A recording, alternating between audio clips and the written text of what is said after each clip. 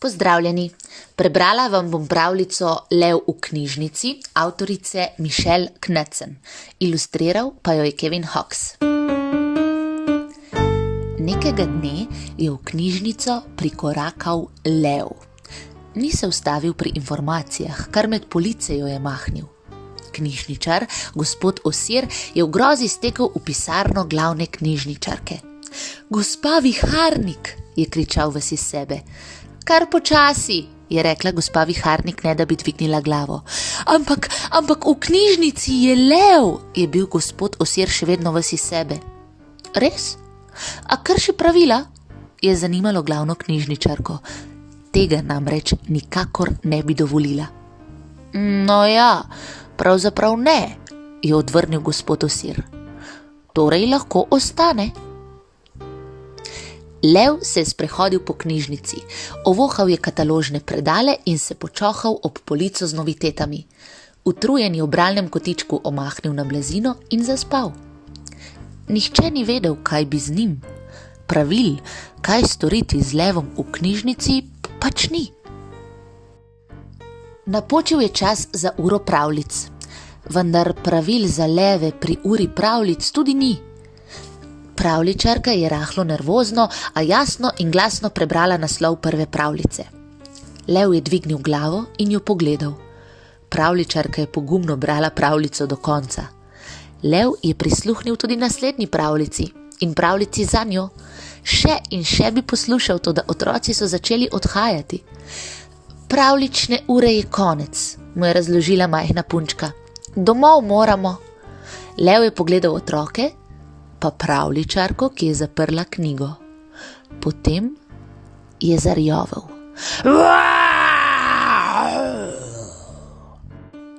Glavna knjižničarka, gospa Viharnik, je privršala iz svoje pisarne. Kdo si dovoli tako rjoveti? Je bila huda. Lev, je zaecljal knjižničar Osir. Gospa Viharnik je zakoračila k levu. Če ne boš tiho, boš moral iz knjižnice, mu je rekla strogo. Takšna so pravila. Lev je rahlo zarenčal. Žalosten je bil slišati. Mala punčka je pocukala gospo Viharnik za obleko. Če obljubi, da bo tiho, lahko jutri spet pride na urico pravljic. Lev je utihnil in pogledal knjižničarko, ki je pokimala. Seveda lahko. Tihemu in prijaznemu levu z veseljem dovolim poslušati pravljice v naši knjižnici. Hurra, so se razveselili otroci. Naslednji dan je lev spet prišel. Danes si pa zgoden, ga je pozdravila gospa Viharnik. Ura pravljic se začne šele ob 3. Leva to ni niti najmanj motilo. Tudi prav, je rekla gospa Viharnik. Potem pa počni vsaj kaj koristnega. Obriši, prosim, prah z enciklopedij. Prihodnje jutro je bil lev spet tam. Glavni knjižničarki je navdušeno molil jezik, da je lahko zalepila kuverte. Lev se je v knjižnici hitro udomačil. Brisal je prah, je z jezikom močil lepilo na kuvertah, majhnim otrokom se je ponudil kot lestev, da so lahko dosegli knjige na vrhnjih policah. Na koncu se je zleknil v bralni kotiček in čakal na uro pravljic. Ljudje, ki so na začetku nejeverno odkimavali, so se leva navadili. Celo veseli so bili, ko jih je pričakal med knjižnimi policami.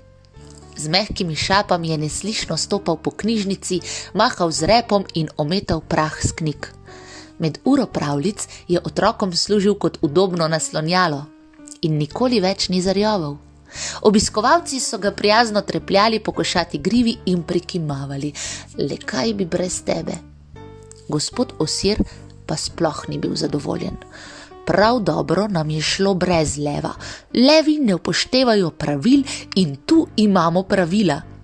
In v knjižnico levi sploh ne sodijo, je godrnjal pod nos.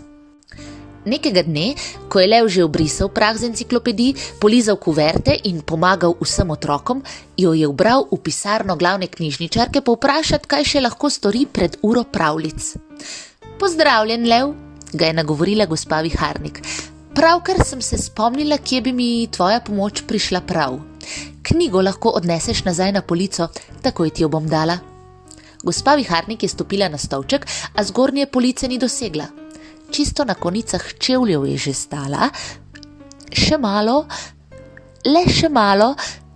Drobcena gospa Viharnik se je malce preveč stegnila in zgrmela stolčka, kakor je bila dolga in široka. Avč, moja roka, je zastokala in ni več ustala. Gospod Osir, je rahlo obupana poklicala po kakšni minuti. Gospod Osir! Ampak knjižničar Osir je sedel za informacijskim pultom in je ni slišal. Lev, pojdi pon, prosim, je zastokala obnemoglo. In lev je, kakor so ga nesle močne tace, stekel po pomoč. Počasi! Dirjenje po knjižnici ni dovoljeno, je še zaklicala gospa Viharnik. Ob informacijskem pultu se je lev ustavil, položil svoje mogočne prednje tace na pult in se zazrl v gospoda Osirja. Izgini, zverina, mu je zabrusil knjižničar. Delam. A lev ni odnehal. S košato glavo je pomignil proti pisarni gospe Viharnik in skušal dopovedati knjižničarju, da mora na pomoč. Trmasti Osir pa nič. Na koncu je bilo tudi levu dovolj. Jezno je zapičil pogled naravnost v knjižničarjeve oči, na široko odprl gobec in zarjovel, kot še ni nikoli v svojem levjem življenju. Zarjovel je tudi knjižničar. Kar je preveč, je pa preveč. V knjižnici si dokončno opravil. In odneslo ga je po hodniku proti pisarni gospe Viharnik. Lev mu ni sledil. Prekršil je hišna pravila in vedel je, kaj to pomeni. S povešeno glavo se je napotil proti izhodu. Besni knjižničar ga ni opazil. Gospa Viharnik, je klical med hojo. Gospa Viharnik, lev je prekršil naše pravila, ven mora, tokrat dokončno. Kot vihra je treščil v njeno sobo. Gospa Viharnik, je zajecljal. Ja, kje pa ste? Včasih, se je zaslišal glas glavne knjižničarke izpod pisalne mize. Včasih obstaja tehten razlog, da se prekršijo pravila. Celo v knjižnici. Prosim, pojdite poklicati zdravnika. Mislim, da sem si zlomila roko. Gospod Osir je oddirjal k telefonu. Ne dirjajte, se je zaslišalo za njim izpod mize. Naslednjega dne je bilo vse spet po starem. No, skoraj. Leva roka gospe Viharnik je počivala v opornici in zdravniki je svetoval, naj ne pretirava z delom. Lev mi bo pomagal, je razmišljala. A leva tisto jutro ni bilo v knjižnico. Ob 3 se je gospa Viharnik sprehodila mimo bralnega kotička. Otroci so poslušali novo pravljico, ampak leva ni bilo med njimi. Obiskovalci knjižnice so pogledovali med policami in računalniki, da bi spet zagledali prijazno skuštrano levjo glavo. Pa leva tudi ta dan ni bilo na spregled. Ne naslednjega dne in tudi dan potem ne. Nekega večera, preden se je odpravil proti domu, je na vrata pisarne glavne knjižničarke potrkal gospod Osir. Vam lahko kako pomagam? Je vprašal. Ne. Hvala, je skoraj šepnila in strmela skozi okno. Njen glas je bil celo za knjižnične razmere komaj slišen. Zaskrbljeni knjižničar je pomislil. Morda pa lahko kaj storim zanjo. Na mesto proti domu se je napotil po soseski.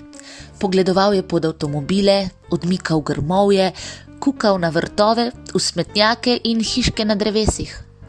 Na koncu je zavil nazaj proti knjižnici. Pred njo je sedel lev in žalostno zrl skozi steklena vrata. Pozdravljen, lev, je rekel gospod Osir. Lev ni niti trznil. Rad bi ti povedal, je nadaljeval knjižničar, da imamo zdaj v knjižnici novo pravilo. Rjoveti se še vedno ne sme, vendar to ne velja za nujne primere, kot je klic na pomoč. Lev je zastrigel z ušesi in se obrnil, toda gospod Osir je že odšel.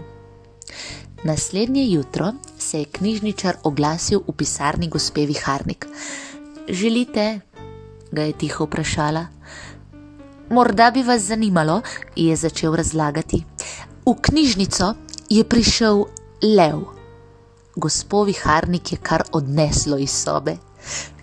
Dirjanje ni dovoljeno, je še uspel zaklicati gospod Osir, pa ga knjižničarka ni več slišala. Včasih namreč obstaja hudo tehten razlog, da pravil ni mogoče spoštovati. Celo v knjižnici.